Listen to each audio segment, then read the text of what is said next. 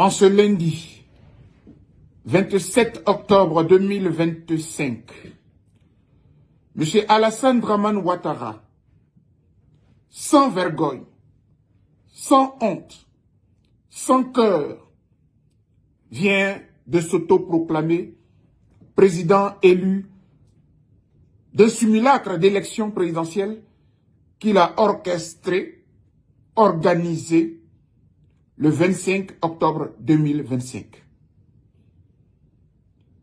En ce moment crucial de notre nation, je voudrais saluer tous les Ivoiriens, tous les compatriotes, les dignes fils de la Côte d'Ivoire qui sont tombés au front de la démocratie et des libertés. Ils réclamaient justice, ils réclamaient équité d'une élection démocratique, ils réclamaient une élection inclusive afin d'exprimer la liberté donnée à tout citoyen de choisir ses élus, tel que cela est proclamé dans la plupart des textes internationaux de démocratie et des droits de l'homme dans le monde. En face, ils se sont butés à une violence extrême d'un dictateur, l'un des tout derniers qui reste sur notre continent, bien entendu, avec son homologue camerounais Paul Biya, puisque tous les deux viennent de gagner des élections truquées, tripatouillées, orchestrées, des coups d'état électoraux en bonne et due forme. Et vous voudriez que je dise hommage à son excellence, Alassane Dramane Ouattara? Mais non, je ne le ferai jamais. Condoléances à toutes les familles éplorées. Condoléances et toute notre solidarité à toutes les familles endeuillées. Les blessés, nos blessés, à tous nos morts. Je voudrais ici, devant le divin, vous exprimer toute ma solidarité et dire à toutes ces personnes parties ou blessées, meurtries dans leur chair, merci pour notre patrie. Merci pour ce que vous avez fait pour la Côte d'Ivoire. Nos ancêtres ont bâti cette nation et nous en sommes les dignes héritiers. Je veux dire à M. Alassane Ouattara qu'il jubile, qu'il boive aujourd'hui son whisky, son champagne, lui et tous les membres du RHDP. Mais je puis vous dire, la partie n'est pas terminée. Ce combat, nous l'avons assumé parce que, à tout point de vue, tant d'un point de vue juridique, tant d'un point de vue moral, tant d'un point de vue démocratique, nous sommes dans le vrai. Nous sommes dans le vrai. Parce que on nous a privés de notre droit de choisir dignement notre dirigeant pour demain. C'est pour cela que je veux dire aux Ivoiriens et aux Ivoiriennes, chers compatriotes, ne vous avouez pas vaincus.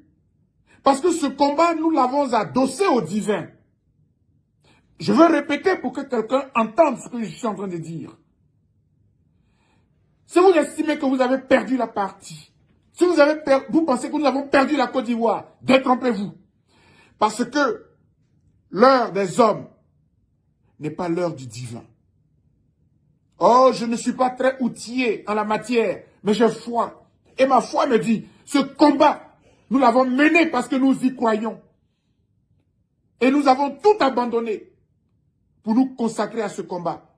M. Ouattara avait dit hier qu'il allait rendre notre pays ingouvernable, qu'il allait frapper les dirigeants en place et qu'il tomberait. Et cela s'est exaucé. Il n'est pas plus fort que Dieu. Je suis venu vous dire qu'ils sont des milliers, mais des millions comme moi, qui considèrent que M. Ouattara ne sera jamais celui qui va conduire notre nation pendant les 5 années qui arrivent. Alors qui prête serment. Alors ceux qui pensent qu'il est trop fort, qu'ils lui fassent allégeance. Oh, comme ceux qui ont bien voulu l'accompagner avec les miettes qu'ils ont reçues comme taux de votants. Ridicule. Mais nous autres, nous serons les bannis de la République de Ouattara, comme pour nous, il sera le banni de la Côte d'Ivoire. Nous sommes prêts à utiliser tous les moyens légaux, tous les moyens diplomatiques, tous les moyens juridiques pour que M. Ouattara ne fasse jamais 5 ans à la tête de notre pays. Oh, mais nous y croyons fermement. Et nous sommes déterminés. Je veux dire à nos compatriotes, ne pensez pas que Ouattara a déjà gagné la partie. Ce que vous voyez là, ce n'est que ce qui nous donne à voir. Mais le reste arrive. Et nous allons nous organiser pour lui rendre, si ce n'est le quadruple de ce qu'il nous a montré depuis qu'il est entré dans la vie sociopolitique ivoirienne. Mais je peux vous assurer que nous sommes déterminés. Que le divin nous donne la force et le courage, la hargne, parce que nous avons à mener un combat pour nos compatriotes, pour nos parents, pour nos enfants. C'est notre pays. On n'en a pas deux et on n'a pas volé. Vive le dictateur pour lui. Mais pour nous, ça ne fait que commencer. Je peux vous assurer que ça ne fait que commencer. Et j'ai dit,